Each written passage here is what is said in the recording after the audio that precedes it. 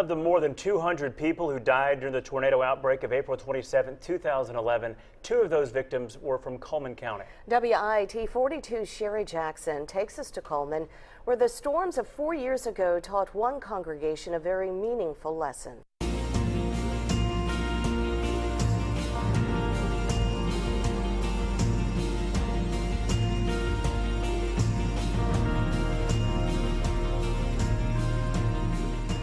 Piles of dirt and rocks sit on the corner of 3rd Street and 8th Avenue in Cullman. This was the home of Eastside Baptist Church. If you are in the city of Cullman, seek shelter now.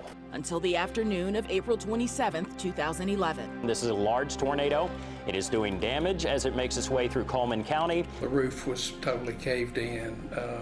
It was a total loss as far as being able to repair it was beyond the question, and it was deemed by the city, that it was a total loss. That's still the tornado right now over downtown Cullman.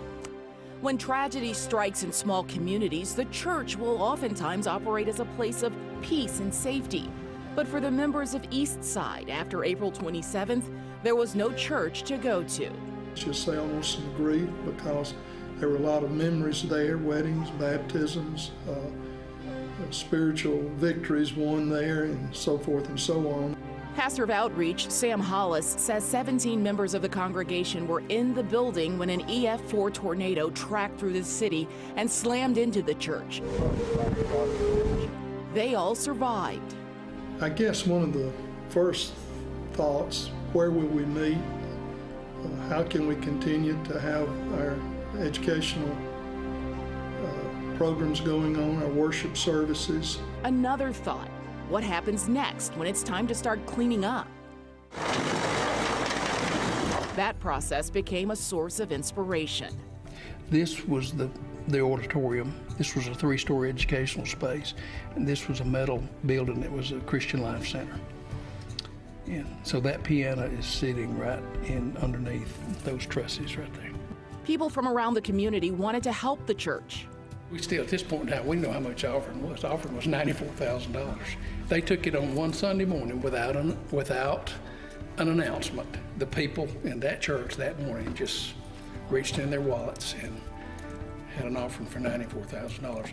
And when it was time to rebuild, members wanted a safer church, so they built a safe room.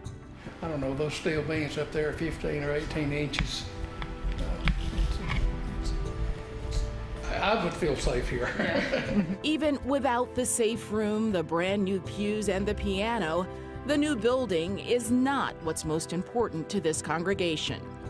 The building is very important to the ministry of the church, but it was an experience for us to see firsthand that the church is the people.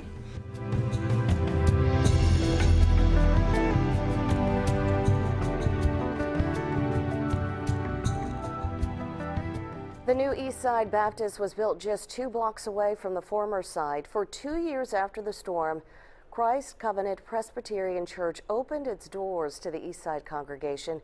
Community members, other churches, and the State Baptist Association helped the church raise a lot of the money needed to rebuild.